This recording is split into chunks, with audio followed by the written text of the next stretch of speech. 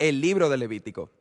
Sabemos que lo has estado evitando porque es un poco extraño, así que arreglemos esto. Recuerda que la historia de la Biblia empezó con los humanos en la presencia de Dios, pero ellos fueron expulsados por su rebelión.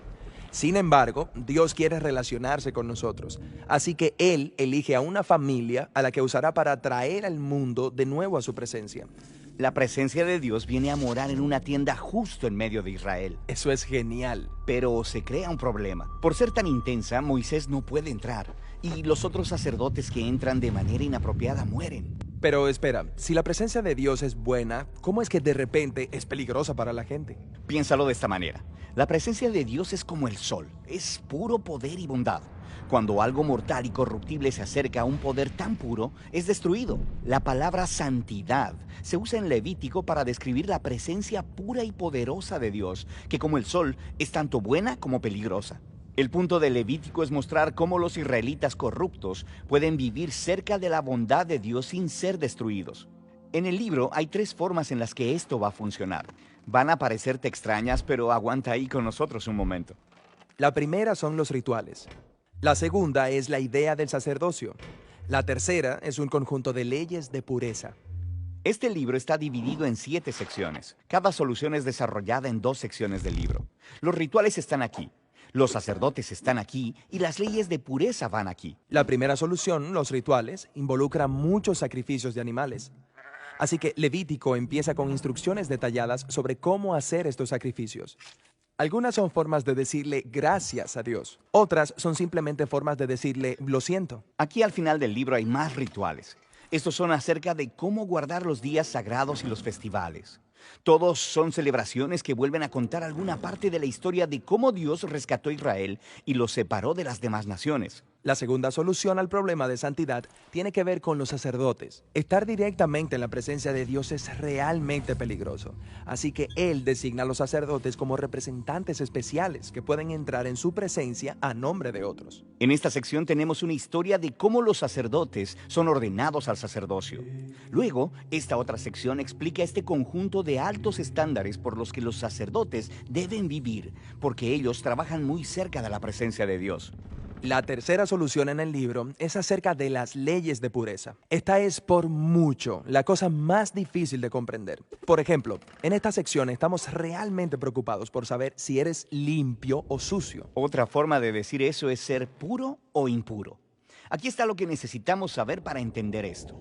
Cuando estás en un estado puro, puedes estar cerca de la presencia de Dios. Cuando estás en un estado impuro, no puedes. Así que era realmente importante para los israelitas saber en qué estado se encontraban en todo momento. La primera cosa que tenemos es una lista de animales puros e impuros. Esta lista de animales está dividida según el lugar en donde viven, en la tierra, en el mar, en el aire. El texto no explica por qué ciertos animales son impuros o por qué tocarlos o comerlos te hace impuro. Sin embargo, lo que es claro es que evitando estas criaturas, separará a Israel de los demás pueblos. Les recordará que la propia santidad de Dios debe afectar cada parte de sus vidas, incluyendo lo que comen. Después de las leyes de comida, encontramos muchas reglas aleatorias sobre cosas como enfermedades de la piel, tocar cuerpos muertos, qué hacer con los fluidos corporales.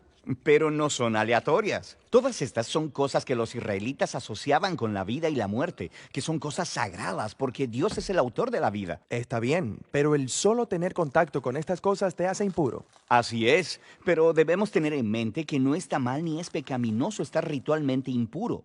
Simplemente esperas unos días, tomas un baño, ofreces un sacrificio y estás puro de nuevo. Lo que es inapropiado es entrar a la presencia de Dios cuando estás en un estado impuro. Hay más leyes de pureza aquí en esta sección. Estas se enfocan en la conducta moral de Israel.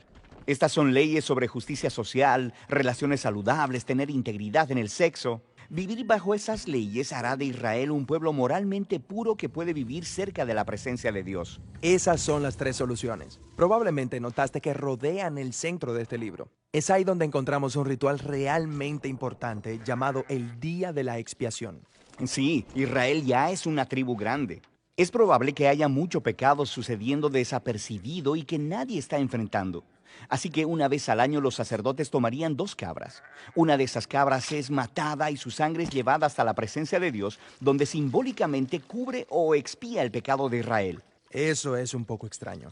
El significado del sacrificio se explica en el siguiente capítulo, en donde Dios dice que la sangre de una criatura es su vida. La vida de la cabra es ofrecida como un sustituto. Está recibiendo el castigo de Dios por el pecado de Israel para que las personas no tengan que recibirlo. Eso nos deja con la segunda cabra. El sacerdote pone sus manos sobre ella y luego confiesa todos los pecados de Israel. Es como si él estuviera poniendo los pecados sobre la cabra. Entonces esa cabra es soltada para siempre en el desierto. Es llamado el chivo expiatorio. Sí, ya he escuchado esa frase antes. Es una imagen muy poderosa de cómo Dios en su gracia está retirando el pecado de Israel. Pero seamos honestos, los sacrificios en general parecen barbáricos. Tenemos que recordar que en el mundo antiguo, los sacrificios eran la forma principal de obtener el favor de los dioses. Pero el problema era que esos mismos dioses eran impredecibles, son inconstantes. Nunca sabes si van a ignorarte o si van a volverse contra ti. En ese contexto cultural vemos que el Dios de Israel es completamente diferente. Él sí se enoja por la corrupción humana, pero nunca es arbitrario, y él ama a las personas. Él provee una manera clara para que Israel sepa con confianza que han sido perdonados y que a pesar de su corrupción están a salvo viviendo cerca de su presencia. Eso hace que el libro de Levítico sea revolucionario para su tiempo. Así que eso es Levítico. Pero Israel sigue en el monte Sinaí en medio del desierto. Ellos necesitan un lugar para vivir. Sí, la tierra que Dios le prometió a Abraham. El camino hacia esa tierra es de lo que se trata el siguiente libro de la Biblia, Números.